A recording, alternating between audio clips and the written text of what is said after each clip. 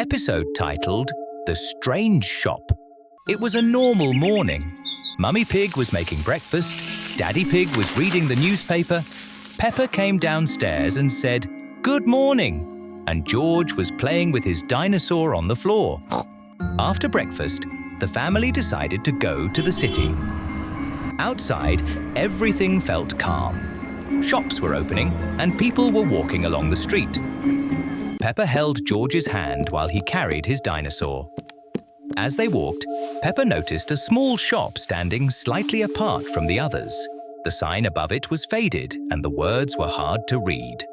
The door was slightly open. Peppa said she wanted to take a look. Daddy Pig agreed, but said it would be quick. They stepped inside. The shop was quiet. The shelves were filled with toys. There were dolls, cars, and soft animals. Everything looked new, but there was no shopkeeper. Peppa picked up a toy. It felt nice to hold. She placed it back. George walked to a shelf and placed his dinosaur next to the other toys. He said, "Dinosaur," and looked at them. Then he got distracted and walked away. A minute later, he came back. His dinosaur was gone. He looked at the shelf again. There were many similar toys, but none of them were exactly his. George started looking around. He walked between the shelves and quietly repeated, "Dinosaur." Peppa helped him search. It felt like there were more toys than before. Some of them looked familiar. She looked closer and realized they resembled toys children had been holding outside. Daddy Pig said it was time to leave. George did not find his dinosaur and they left the shop. Outside, everything seemed normal again. But Peppa turned back for a moment. In the shop window, there were toys on display. Among them was George's dinosaur. It stood still. Peppa said nothing. In the evening, George sat at home and played with a new toy. It looked similar to his dinosaur, but slightly different. He quietly said, "Dinosaur," but sometimes paused, as if waiting for a response. At night, Peppa woke up. She thought she heard a sound from the hallway. She stepped outside and saw toys on the floor. There were more than during the day. Among them was George's dinosaur. It lay slightly apart from the others. Peppa did not pick it up. In the morning, everything seemed normal. There were fewer toys again. George was playing and smiling. But when Peppa looked at the shelf, it felt like one toy was missing. The episode was called The Longest Bus. It begins on a normal morning. Peppa gets ready for school, puts on her backpack, and walks to the bus stop, where Susie, Pedro, Rebecca, and the other children are already waiting. They talk while waiting for the school bus. Soon, a bus appears around the corner, but it looks very different from usual. It is very long. First, the front of the bus appears, then another section, and then another one. Pedro says in surprise, "That's the longest bus I've ever seen." The bus stops and the doors open. As always, Miss Rabbit is the driver. "Good morning, children," she says. "Good morning, Miss Rabbit," the children reply. Peppa steps inside and immediately notices that the bus is much bigger on the inside than it looks from the outside. The first part looks like a normal school bus, but when the children walk farther, they see another door. Peppa opens it and finds another room. Inside, there are soft seats and small tables. "Wow," says Peppa, "you can play here." The children continue walking through the bus. The next door leads to a small room with shelves full of books. "It's a library," says Rebecca. The shelves are filled with books about animals, dinosaurs, and adventures. George picks up a dinosaur book and sits down to look at it. But the bus keeps going farther. The children open another door and discover a playroom with a soft carpet and a box of toys. Susie says it's the best bus ever. Peppa walks along the hallway and looks ahead. It almost seems like the bus never ends. "I wonder how long this bus really is," she says. Meanwhile, Miss Rabbit calmly drives the bus down the road. After some time, the bus begins to slow down. "We're at school," Miss Rabbit says. The children step outside and look at the bus again. From the outside, it now looks like just a long bus, but not nearly as huge as it seemed inside. Peppa smiles and says, "That was the most interesting bus ride ever." Susie nods and says, "And the longest." Pedro adds, "I wish we could ride a bus like that every day." Miss Rabbit smiles and says, "Sometimes the road to school can be a little adventure." The children walk toward the school building while still talking about the amazing bus, and Peppa turns around one more time to look at it before going inside. Episode titled The New House. It was a normal morning. Everything in the Pig family house was calm. Mummy Pig was packing things. Daddy Pig was carrying boxes. Peppa stood nearby and watched. George was playing on the floor with his dinosaur. That day, the family was moving to a new house. Daddy Pig said it was bigger and better. Peppa was not sure. They arrived at the house. It stood alone, a little far from the road. The windows were dark. The door was closed. Daddy Pig opened it. They walked inside. The house was quiet. Too quiet. The floor creaked. The rooms were empty, but they did not feel abandoned. It felt like someone had been there recently. Mummy Pig started unpacking. Daddy Pig checked the rooms. Peppa walked down the hallway. She stopped. It felt like someone moved ahead of her, but no one was there. She said nothing. During the day, everything seemed calm. They arranged furniture. George played in the corner, but sometimes he looked toward an empty wall and quietly said, "Dinosaur." Peppa noticed this. In the evening, the family sat at the table. They ate and talked. Everything seemed normal, but sometimes a quiet sound came from other rooms, like footsteps. Daddy Pig said it was just the house settling. At night, Peppa woke up. The house was dark. She heard footsteps. They were in the hallway. Peppa quietly got up and walked to the door. She looked out. In the hallway, there was a figure. It was not moving. Peppa froze. Then she heard a voice behind her. "Why are you awake?" Peppa turned around. It was Daddy Pig. He looked normal. Peppa looked back into the hallway. It was empty. In the morning, everything looked normal. Peppa went downstairs. Mummy Pig was cooking breakfast. Daddy Pig was reading the newspaper. George was playing. Peppa sat at the table. She looked at the wall. There was a photo. It showed their family, but next to them there was someone else. Episode titled The Second Window.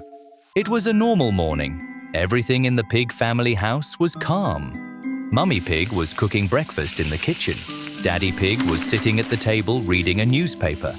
George was playing on the floor with his dinosaur. Peppa came downstairs and said hello. Everything looked the same as always. After breakfast, Peppa went up to her room. She walked to the window and looked outside. Something was wrong. It was not their yard. The trees were closer. The sky looked darker. Peppa stopped. She blinked. The view did not change. She opened the window. The air felt colder than usual. Peppa did not go outside. She just watched. After some time, she saw movement. Far away, someone was walking. A small figure, moving slowly. Peppa could not see clearly who it was. She closed the window. She went downstairs and said nothing. During the day, everything looked normal. But Peppa went back upstairs again. She looked at the window. The world behind it was the same. The figure was closer now. It looked like someone similar to her. Peppa did not move. The figure stopped and looked directly at the window. Peppa closed the curtains. In the evening, she opened them again. Now the view looked normal. It was their yard again. Peppa said nothing.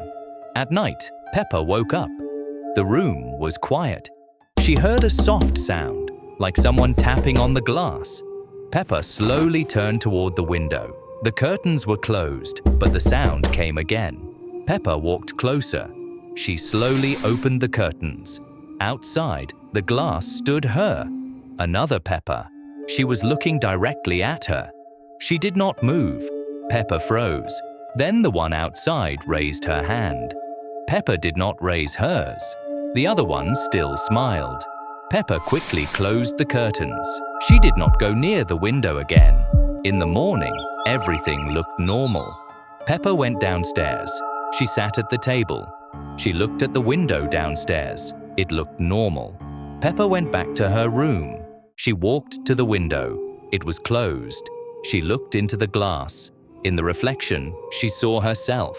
But for a moment, the reflection smiled first. The episode was called The Secret Path. It begins on a normal day. Peppa, George, Mummy Pig and Daddy Pig are walking through the forest. The weather is warm, the sun is shining, and birds are singing in the trees. George walks ahead, holding his dinosaur, and sometimes stops to look at flowers, stones, and little insects on the ground.